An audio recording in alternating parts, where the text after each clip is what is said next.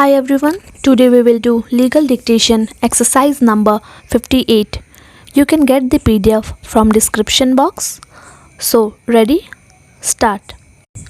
It is true that the plaintiff had averred in the plaint that the defendant was closely related to her and she had entrusted the management of the scheduled land to him, and on his request she had leased the suit land to him in year 1971, and he had paid the rent by the way of share.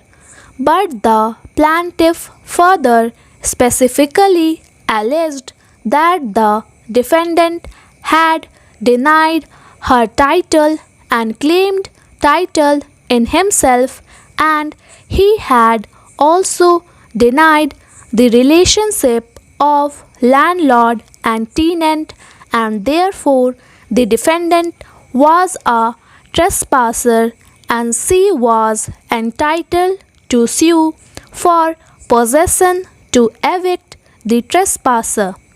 The averment relating to the defendant earlier being the tenant furnished the factual background leading to the cause of action for the suit.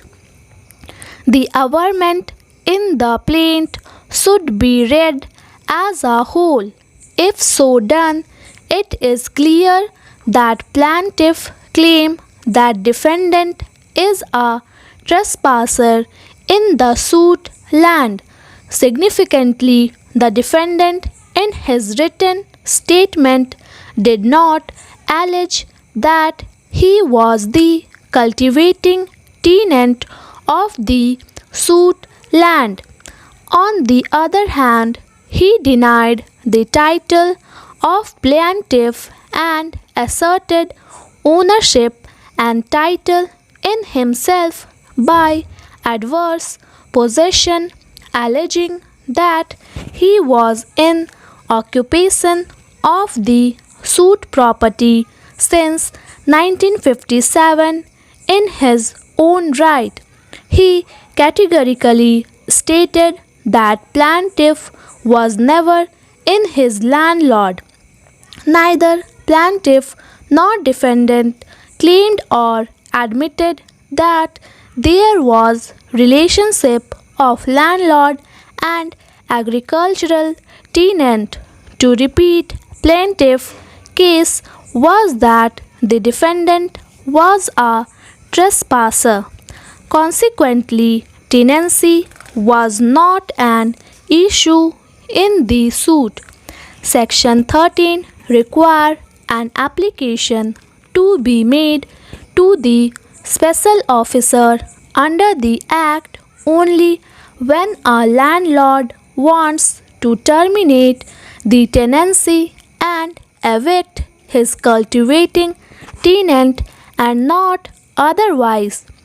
When plaintiff case in that the defendant is a trespasser and the case of defendant is that he was the owner and he was never a tenant of the suit land either under plaintiff or anyone else. The suit was not for eviction of an agricultural tenant, and therefore Section 13 of the Act was not attracted.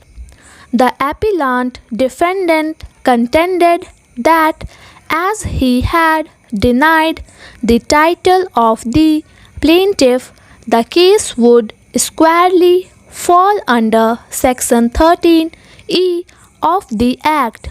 He submitted that Section 13E contemplated termination of tenancy and filing of an eviction petition against the cultivating tenant if the cultivating tenant willfully denies the landlord title to the land, and therefore the remedy of the landlord was to terminate the tenancy and seek eviction of the cultivating tenant by making an application under section 13E of the Act, and a civil suit was not maintainable.